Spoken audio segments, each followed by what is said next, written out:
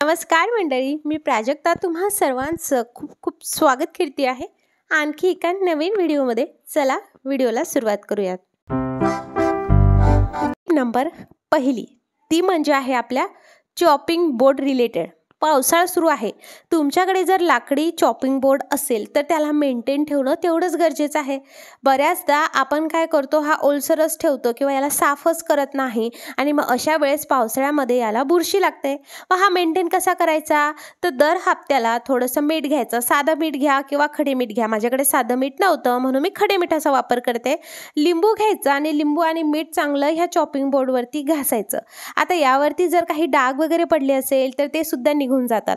आता बाकीचे जर चॉपिंग बोर्ड घेतले तर ते मेंटेन करायला एवढं काही कष्ट लागत नाही, पण लाकडाचा चॉपिंग बोर्ड असेल तर तो मेंटेन करायला थोडासा त्याला तेवढा टाईम द्यावा लागतो. जसं की वापर झाला की लगेच तो धुणे, म्हणजे त्याच्यावरची डाग होणार नाही. सो अशा पद्धतीने लगेच तो धुवून घ्यायचा आणि चांगला पावसाळ्यामध्ये सुकून घ्यायचा आणि त्याला ऑइलिंग केलं तर बिलकुल त्याला बुरशी लागत नाही आणि कोणतेच डाग त्या चॉपिंग बोर्डवरती पडत नाही. सो तुम्ही सुद्धा तुमचा लाकडी चॉपिंग बोर्ड अशाच पद्धतीने क्लीन करा. नंबर दुसरी, आपल्याला जर काही तळणाचं कढईमध्ये काढायचं असेल किंवा मग एखादी भाजी करायची असेल तर बऱ्याचदा हे जे काही कढईचं बॉटम असतं ना, ते भरपूर करपतं आणि घासायचं म्हटलं तर नाके नऊ येतात, आपले हातसुद्धा जातात आणि जसं म्हणावं तसं काही हे निघत नाही. मग आपण आधीच प्रिपरेशन केली थोडी तर म्हणजे काय करायचं आहे, साधं मीठ घ्यायचं आहे. मी साधं मिठामध्ये काळ्या मिठाचाच वापर करते रेग्युलर भाजीसाठी सुद्धा, म्हणून ते घेतलं आहे. आणि त्यामध्ये थोडंसं पाणी टाकून त्याची एक पेस्ट तयार करायची आणि त्याची एक लेअर ह्या कढईच्या बॉटमला लावायची.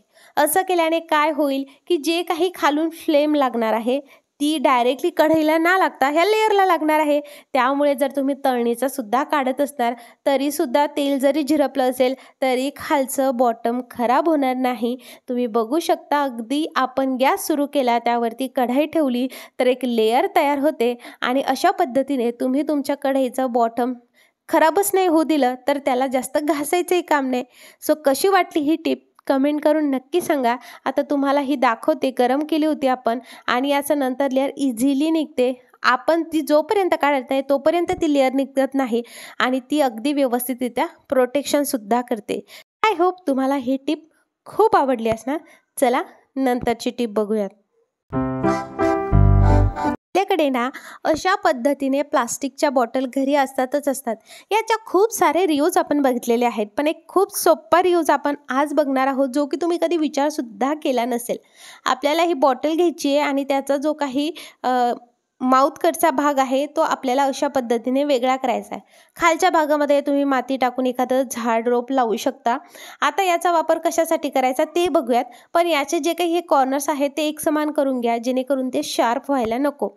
पण इन केस ते शार्प असतील तर मग अशा वेळेस काय करावं, तर ॲल्युमिनियम फॉईल घेऊन त्याची एक लेअर तुम्ही करू शकता जेणेकरून तो शार्पनेस तुम्हाला याचा यूज करत असताना तुमच्या हाताला वगैरे लागणार नाही.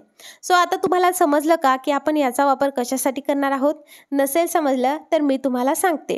त्याआधी या पद्धतीने तुम्ही जी काही ॲल्युमिनियम फॉईल आहे ती या पद्धतीने रॅपअप करू शकता. सो आपण याचा वापर ॲज अ फनेल म्हणून करतो आहोत ना, आपल्याला बाहेर जाऊन फनेल विकत घेण्याची गरज. छोट्या माउथचे भांड्यामध्ये आपल्याला काही ट्रान्सफर करायचं असेल तर ही फनेल त्यामध्ये ठेवायची आणि खूप व्यवस्थितरित्या तुम्ही त्यामध्ये जे तुम्हाला टाकायचं ते टाकू शकता. सो कसा वाटला हा बॉटलचा रियूज कमेंट करून नक्की सांगा आणि अशा पद्धतीने त्याचा फनेल म्हणून वापर नक्की करा. चला नंतरची टिप बघूयात. लसूण सोलायचं म्हटलं तर नखाची पूर्ण वाट लागते. आता नखाची वाट लागतेच लागते, पण नखामध्ये एवढा तिखटपणा जातो की नंतर आपल्याला ते ना असं झोंबायला लागतं. मग अशा वेळेस आपल्याला जर गडबड असेल तर मग लसूण सोललेला नसेल तर मग पटकन कसा लसूण सोलायचा त्यासाठीची ही जबरदस्त टिप. तुम्हाला घ्यायचा आहे चिमटा. आता चिमटा नसेल तर असा फोर्क घ्या, त्याला खालून रबर बँड लावा आणि चिमटा तयार. आणि सरळ हा लसूण या चिमट्याने आपल्याला गॅसवरती ठेवायचा आहे, थोडासा भाजायचा आहे. बाहेरची लेअर पूर्ण काळपट करून घ्यायची आहे. टेन्शन घेऊ नका, लसणाला काहीच होणार नाही, फक्त बाहेरची लेअर आपल्याला काळपट करून घ्यायची. असं केल्याने काय होणार आहे की जी काही लसण आहे तो असा शिजल्यासारखा थोडासा होणार आहे, म्हणजे गरम होणार आहे आणि जेव्हा आपण याला सोलायला लागतो टाकू तेव्हा हा पटकन सोलून होतो. त्यामुळे गडबडीत लसूण सोलायचं असेल तर पटकन असं करा, किंवा डायरेक्ट काय करायचं, खलबत्ता घ्यायचा, हात चोळायचा, लसणाचे साल खूप छान पद्धतीने खूप लवकर निघतात, नखाची सुद्धा वाट लागत नाही आणि मेन म्हणजे पटकन मिनिटाच्या आत भरपूर लसूण सोलून रेडी होतो. सो ही टिप तुम्हाला कशी वाटली कमेंटमध्ये नक्की सांगा. तुम्ही इकडे बघू शकता अगदी मिनिटभराच्या आत एवढा माझा लसूण तयार झालेला आहे. त्यानंतरची टिप बघूयात. काय होतं ना की आपलं पावसाळ्यामध्ये ना कोणत्याही गोष्टीला मॉइश्चर खूप लवकर पकडून घेतं. सो त्यामध्ये कुंकूसुद्धा आलं. सो कुंकामध्ये सुद्धा असं मॉइश्चर किंवा अशा गुठळ्या झाल्या असतील तर काय करायचं, त्यामध्ये टाकायचे काही तांदळाचे दाणे आणि ते अशा पद्धतीने शेक करायचं. जर यामध्ये काही मॉइश्चर झालं असेल ते तांदूळ ट्रॅप करेल, यामध्ये गुठळ्या होणार नाही आणि कुंकवामध्ये ओलसरपणासुद्धा येणार नाही. ही टिप नक्की लक्षात घ्या. आज ना पहिल्यांदा काहीतरी वेगळी टिप मी तुमच्यासोबत शेअर करते. बऱ्याच जणांना कॉफी ही प्रचंड आवडते आणि बाहेर जी काही फ्रॉदी कॉफी भेटते ना ती प्यायला कोणाला नाही आवडत, सगळ्यांना प्रचंड आवडते. सो ती आपण विदाऊट जास्त न कष्ट घेता घरच्या घरी बनवू शकतो. 1 चम्मच कॉफी घ्यायची, 2 चम्मच साखर घ्यायची आणि 2 चम्मच पाणी घ्यायचं. कसं घेणार पाणी, तर कोमटसर पाणीचा वापर इकडे करायचा आहे. इलेक्ट्रिक बीटर असेल ना तर अतिउत्तम, नसेल ना तर हँड विस्कर घ्यायचं आहे. सरळ तुम्ही 2 मिनटं हे फेटा, जेवढी तुमची ताकद असेल तेवढं फेटा. हे चांगलं जसं जसं फेटणार तसं फेसाळेल आणि याचा कलर अगदी लाईट होत चालेल. तुम्ही बघणार की ज्या पद्धतीने आपण इलेक्ट्रिक बीटरचा वापर करून त्याला असं पीक आणू शकतो तसं तर येणार नाही, पण विस्करसुद्धा खूप छान पद्धतीने हे रिझल्ट आणतं आणि तुम्हाला बाहेर जाऊन एवढे महागडी कॉफी प्यायची गरज नाही. घरच्या घरी तुम्ही बघू शकता एवढंसं सोल्युशन होतं, त्याचं केवढं मोठं बनलेलं आहे. हे तुम्ही एअरटाईट कंटेनरमध्ये स्टोअरसुद्धा करून ठेवू शकता. आता याची पटकनशी कॉफी कशी बनवायची चला सांगते. पाहुणे आले एकदमच, आपल्याकडे जर काही नसेल ना, म्हणजे अगदी झंझट नसेल आणि त्यांना खूप गडबड असेल पाहुण्यांना, पटकन कपामध्ये एक कप मिडियम साईजच्या कपामध्ये 1 चम्मच हे आपलं जे कॉन्सन्ट्रेट आहे कॉफीचं ते टाकायचं, गरम दूध टाकायचं, झटपट कॉफी तयार. ते सुद्धा आश्चर्यचकित आणि म्हणतील वाव काय भन्नाट कॉफी झाली.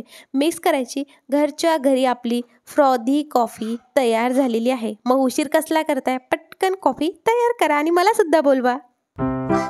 चला नंतरची टीप बघूया. आपल्याला काय करायचं आहे, आता कधीही नवीन तांदूळ जेव्हा आपण आणतो, आता बघा माझी भाकरी बनून झाली आहे, सो तवा गरमच होता. सो मी नवीन तांदूळ आणला. सो हा तांदूळ प्लास्टिकचा आहे की हा तांदूळ रिअल आहे हे नक्की आपण आधी तांदूळ घरी आणल्यानंतर नक्की ही टेस्ट केली पाहिजे. आता बघा प्लास्टिकचा तांदूळ कसा ओळखावा आणि खरोखरचा तांदूळ कसा ओळखावा. आता प्लास्टिक म्हटलं आणि ते जर गरम वस्तूच्या एखाद्या संपर्कात आलं तर ते वितळायला लागतं, बरोबर.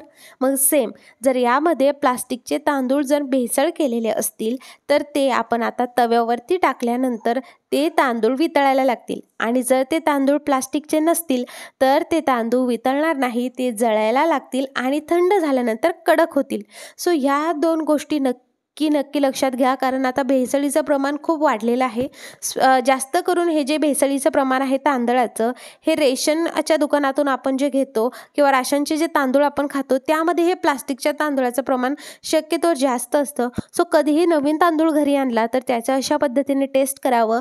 जर तो तांदूळ असा वितळायला लागला, प्लास्टिक तळल्यासारखं दिसायला लागलं तर समजून घ्यावं यामध्ये प्लास्टिकचे तांदूळ ॲड केलेले आहेत आणि जर ते अशा पद्धतीने करपायला लागलेत किंवा त्याच्या लाह्या तयार व्हायला लागल्या तर समजून घ्यावं हा तांदूळ एकदम रिअल आहे.